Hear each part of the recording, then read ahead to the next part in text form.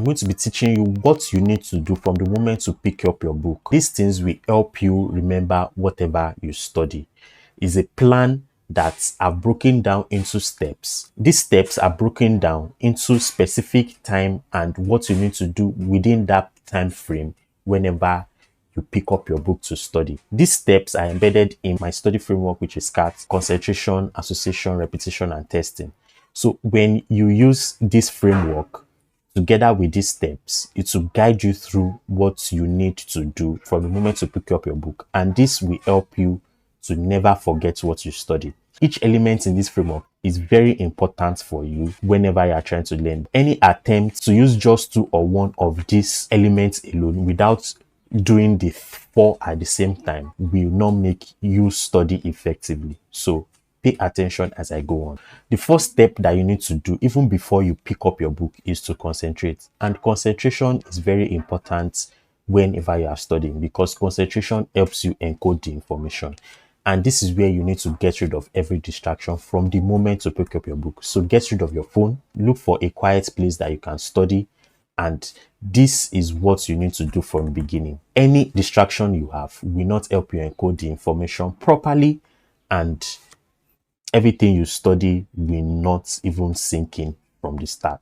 So make sure that you get everything you need. At this point, you are setting the stage for a deep work. And deep work is when you are immersed into the work. And that is the aim of what you need to do at this point. You need to be focused. You don't need to be distracted. So the second step, you need to warm up. And this is where you've spent about 15 to 30 minutes of your time. And this is where association comes in. You need to associate old knowledge to new knowledge. You need to look at summaries of what you are learning. You need to look at examples of what you are learning. You need to look at some specific things that you've actually known before. So when you warm up, you prime your brain to set the stage for learning. You skim through all the examples, you skim through all the summaries, and you skim through specific things that you need to know. And this is when you are firing your brain to get ready to learn new things. Let me use an example.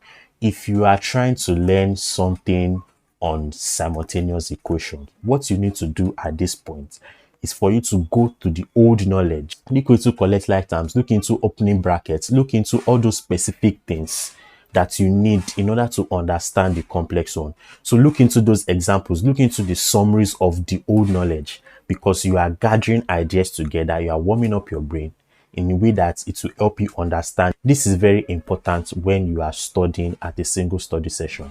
But when you go to the new knowledge, you will still go back to the old knowledge. So why can't you spend about 15 to 30 minutes to look into the old one? Then after you must have associated, the next thing is for you to go into the strong and weak areas. If you are learning a new topic, go into the new topic that you are trying to learn, which is simultaneous equation. But if you are trying to learn something before and it seems difficult, after you must have gone to the old knowledge, then go into the weak areas. And this is where you spend about 40 to 90 minutes of your time. This is where you repeat what you learn, not just by rereading, but by retrieval. Now, when you are repeating, you should not reread what you are learning, because when you reread what you are learning, you are creating a form of fluency, and this creates an illusion of knowing. But when you constantly retrieve the information without having access to the book, it solidifies the information more. After you read first, then try to retrieve the information by closing the book and look around. That is the first thing. Then the next thing that you need to do, you can also try to answer questions without having answers to them. If you are trying to solve a particular problem, solve the problem first before checking the answer. This challenges your brain to learn that information. It solidifies more when you solve it before having access to the answer. That's one thing. And another thing that you need to pay attention to is to try to explain it to someone beside you, or you can just make a recording of what you read. This helps you retrieve the information. So you should constantly retrieve than reading anytime you are studying at a single study session. Read something, then you should do more of retrieval than reading. It helps a lot. The next stage is testing, and this is where you actually ascertain whatever you've learned has been solidified. This is where you go through quizzes. This is where you go through exams. ask questions. This is where you actually do series of tests to ascertain that whatever you've learned has been solidified. And whenever you are doing these quizzes, look at the scores that you've gotten from these quizzes and use them to make decisions. Decisions such as you'll be able to know your strong areas, be able to know your weak areas.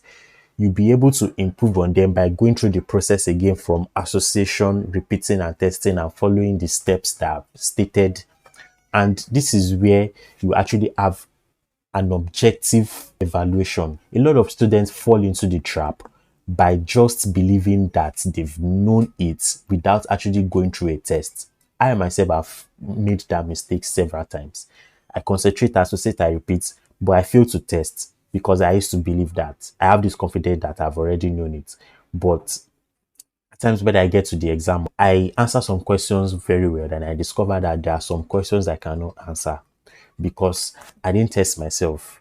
I didn't know my weak areas and my strong areas, and I didn't improve on them. I only believe that I've learnt it because of the fact that I've read it. Testing will help you make decisions and will help you observe your performance, where you should study more and where you should improve on. And I advise you to do that early because the earlier you do that, the more you'll be able to improve and know the things that you need to know very fast. It is very important.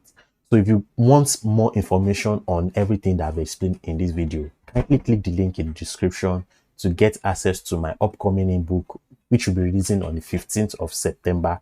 When you get this ebook, you get a free one-on-one coaching session with me, and also you get a free study plan template that can guide you, and I will teach you how you can use it whenever you order this ebook before the 15th of September. So I hope you got so much value from this video. If you did, please like the video and also subscribe to the channel. Thank you so much for watching, and see you on the next one.